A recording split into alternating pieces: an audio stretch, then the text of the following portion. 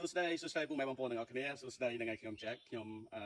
តាមពិតតែអ្នកសៀមរាបក៏ប៉ុន្តែខ្ញុំបានធ្វើការនៅក្នុងវិស័យទេសចរជាតួលីដាជាតួកាយថ្ងៃនេះខ្ញុំបានមកដល់ជួបក្នុងប្រវែងដើម្បីធ្វើការបោះតង់ជាមួយនឹងធម្មជាតិរយៈពេល2ថ្ងៃ2យប់ហើយឃើញថាស្រស់ស្អាតមែនទែនបន្ទាប់ពីធ្វើដំណើរចេញពីខេត្តសៀមរាបតាមការហោះហើររយៈពេលខ្លី1ម៉ោងចេញពីខេត្តសៀមរាបហើយ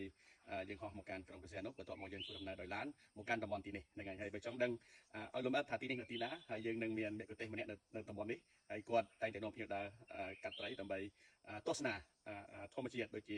សកម្មភាពផ្សេងៗដែលយើងបានធ្វើទីនេះឥឡូវតោះទៅជួបគាត់ទាំងអស់គ្នាគឺសួរពុកម៉ែបងប្អូនខ្ញុំបាទឈ្មោះធាខ្ញុំបាទមកពីខេត្តសៀមរាបហើយតំបន់ដែលខ្ញុំឈរនៅកន្លែងនេះគឺជានៅស្ថិតនៅក្នុងទឹកដីខេត្តកោះកុងហើយខ្ញុំមកធ្វើការនៅទីនេះបានប្រហែលជាបានជា4ឆ្នាំហើយកន្លែងដែលខ្ញុំធ្វើការនៅទីនេះគឺមានឈ្មោះថា Cardamom Technical Camp ដែលស្ថិតនៅក្នុងឧទ្យានជាតិបទុមសាគរ National Park ហើយវាក៏ស្ថិតនៅក្នុងខេត្តកោះកុងដែរបាទហើយចំពោះសកម្មភាពដែលយើងមានសកម្មភាពមានដូចជាយើងអុំកាយ៉ាក់តាមស្ទឹង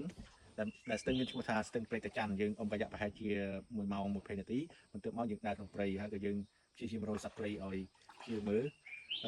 ជាធម្មតាពេលដែលអុំកាយ៉ាក់យើងអាចរកឃើញសត្វទោចសត្វស្វាក្តាមសត្វកេងកងសត្វពីក្រកហើយនិងសត្វសំខាន់មួយចំនួនទៀតចំពោះនៅទីនេះគឺ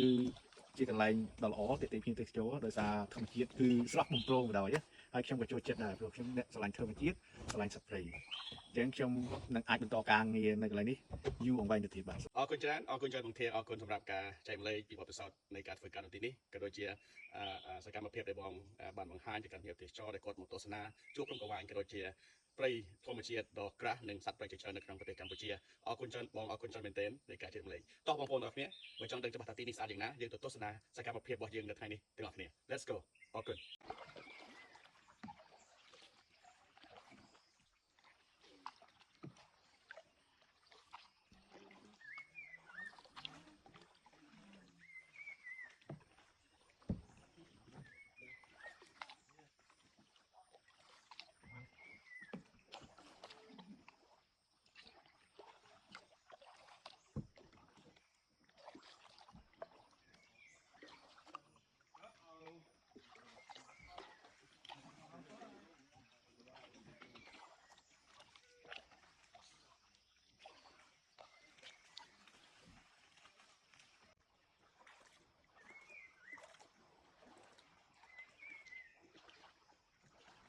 Are you going back?